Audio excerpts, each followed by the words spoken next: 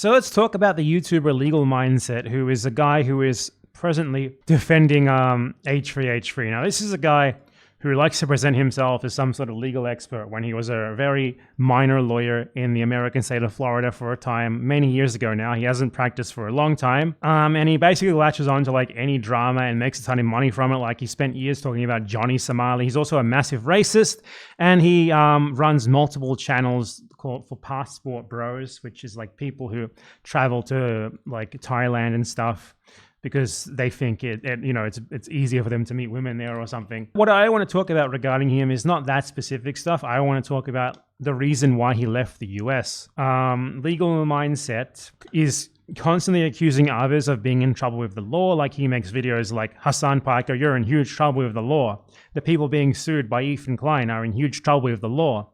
Johnny Somali is in huge trouble with the law. But problem with that is that Legal Mindset literally left his own country because he was in trouble with the law.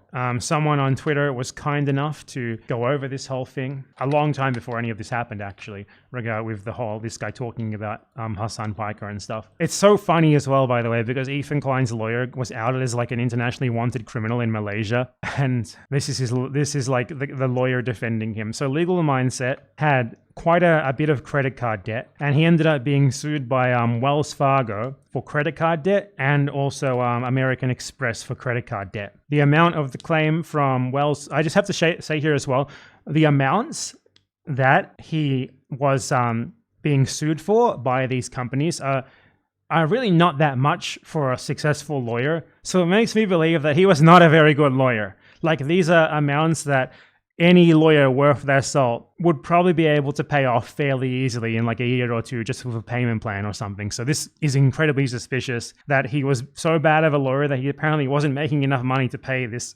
claims off, and he just fled the country instead. That's super fucking drastic. So in the first complaint filed in 2022, it was between $8,000 and $15,000 from Wells Fargo. They attempted to serve him with papers for the process, but they couldn't find him. When they asked people who they thought knew him, they told him they don't know who he is, and they couldn't find him. He wasn't at his address. He wasn't at like his business address. He wasn't anywhere. Then there was an earlier case by American Express in 2021, and he owed them $25,570.14. American Express kept attempting to serve him papers.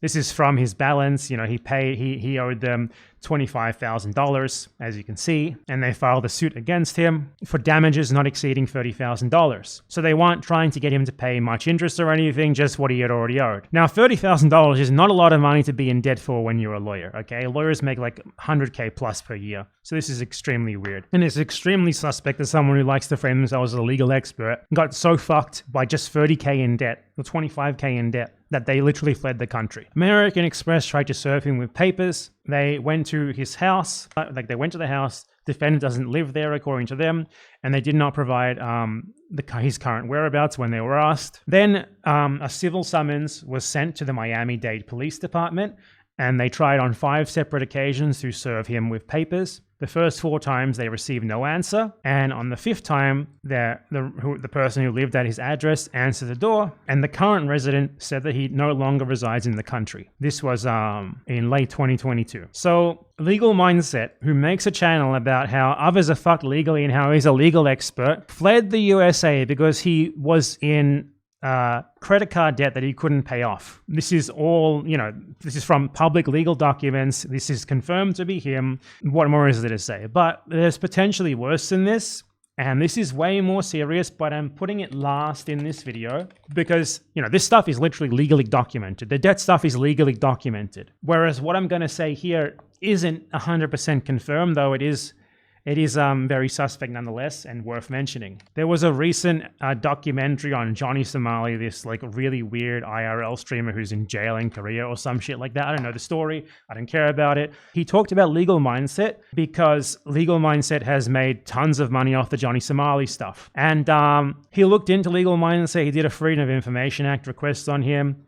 And in the process of doing that, he was contacted by someone who claims that when she was 16, she was groomed into a sexual relationship by Legal Mindset, and that he later posted revenge porn of her from when she was a minor on the internet. Revenge porn, which according to her is still available. And she's tried to get him to take it down, but he hasn't done it. Now, obviously, this is just testimony. It's not proven. However, Alex Noval talked to the woman. He confirmed that she does have proof that she knew him, which she doesn't want to release because she's worried that it would compromise her identity to a wider audience. So there is at least that. So this is not as concrete as the actual legal documents that prove that he was in debt and that he fled the country and tried to avoid the debt, and that he is a lawyer claiming to be a law expert and analyzing like famous YouTubers' legal cases and such, when he's literally on the run from a relatively small amount of debt in the USA. Very weird.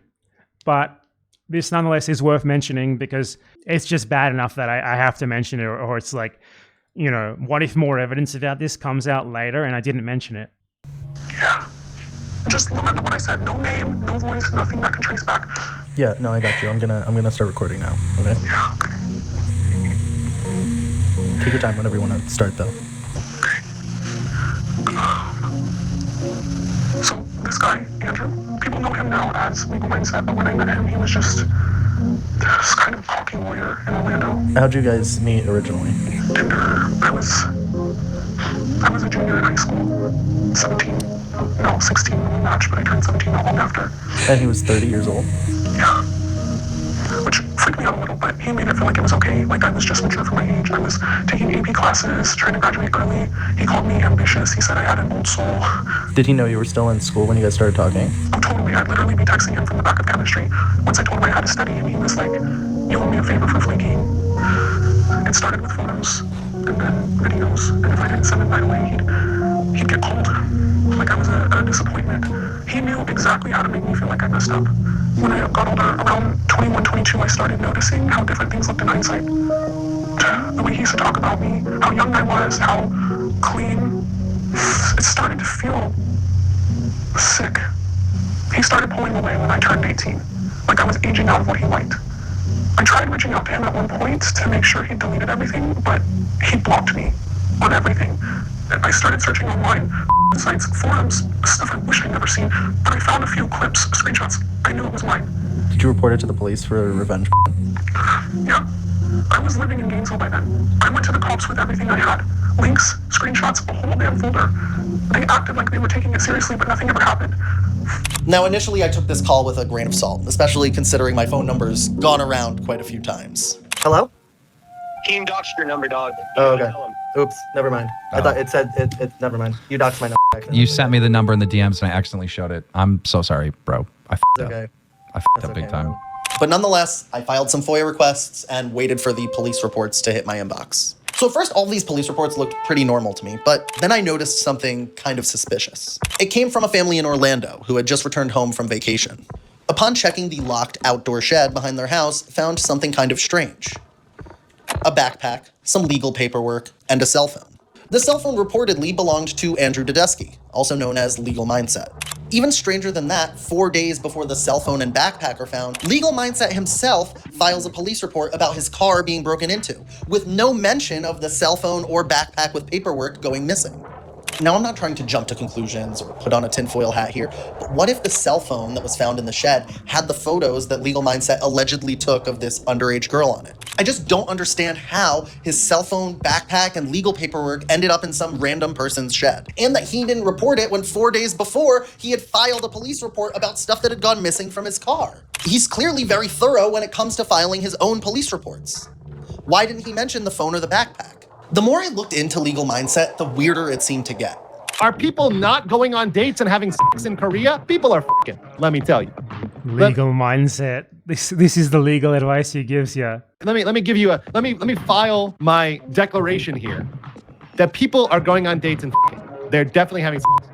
And if you guys want to find that out, come over and visit Seoul. We'll have a good time. I mean, this guy has multiple tweets in support of Lolicon, the art of drawn anime children. And when he's not doing that, he's spending his time collaborating with far-right anti-woke YouTubers like Myron Gaines from the Fresh and Fit podcast. Shout out to Andrew Esquire, man, aka Legal Mindset in the house, guys. We got a great show planned for y'all. We're gonna break down The show of an appeal, man. This is gonna be a good one, guys. Let's get into it. Part of it was they wanted to make George Floyd look more clean than Yes. he was. They wanted to make him Saint Floyd. Yeah, they didn't want his character to be George attacked. Floyd was no saint. George Floyd was no saint. He even has a whole second channel on YouTube dedicated to teaching men in America how to become passport bros and pick up young women in Asia. Welcome to Go East. And as always, this is a channel where we help men escape the collapsing West for the East. Now, we're going to be talking about a certain movement that has blown up on the internet, that's gotten out there. That's right, it's the passport bros. There is possibility to get pretty cheap rent in Korea. What is Korea good for? Korea has really hot women. That's just very clear. Vietnamese women are extremely hot, but they're also kind of crazy. Obviously, Thailand, very open in terms of culture. In Thailand, it's illegal to have sex for money in public. See, that's the deal. In public. In private, it doesn't matter. So, and the definition of private is the curtain, right? To pull the curtain, it's fine. So just be understand if you're a guy who wants to do that, that's available to you down there. Thai women, very much like Western men, very open to it. So yeah, that's Thailand. Also, Korea, one of the capitals of plastic surgery. There are large-breasted women. I have seen personally women. I'm sorry. This is just, I understand. This is just so weird. Like, what the fuck is he saying? Everyone here's got boob jobs. I've seen G-cups. Sounds like a 15-year-old. With G-cup boobs, H-cup boobs. Very possible. Now, mind you, a lot of them are wearing padded bras and other things like that. So you do. What the fuck? Why you have videos about women tit sizes? What? You have to, buyer beware. Again, I'm just perplexed at how this guy has become the premier source on all things legal. Yeah, me too. You froze up if I on my threaten screen, Kim Jong-un, and I figured you got nuked. Yeah, I figured it's it was possible. over. It's possible. It's possible. I mean, for shit talking Kim Jong-un, because he watches. He's like, I see your legal mindsets. I'm coming for you. Okay, I think we've seen enough of that, but yeah, I just wanted to include that part and a bit of the context the video gives as to his broader base of content, because while it's not as concrete of him, doing something wrong and clearly fleeing because of credit card debt it's nonetheless needs to be included, because if more evidence proving what that purported victim said comes out later, I will regret not including it here. Go East. Is his channel still up? Go East, gentlemen. No, the channel's still there.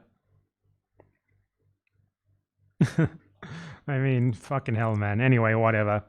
It's so weird how, Ethan Klein keeps accusing me of being on the run from a million criminal charges and lawsuits, and then these are the people that he posts to his fucking Instagram story, dude. Give me a break.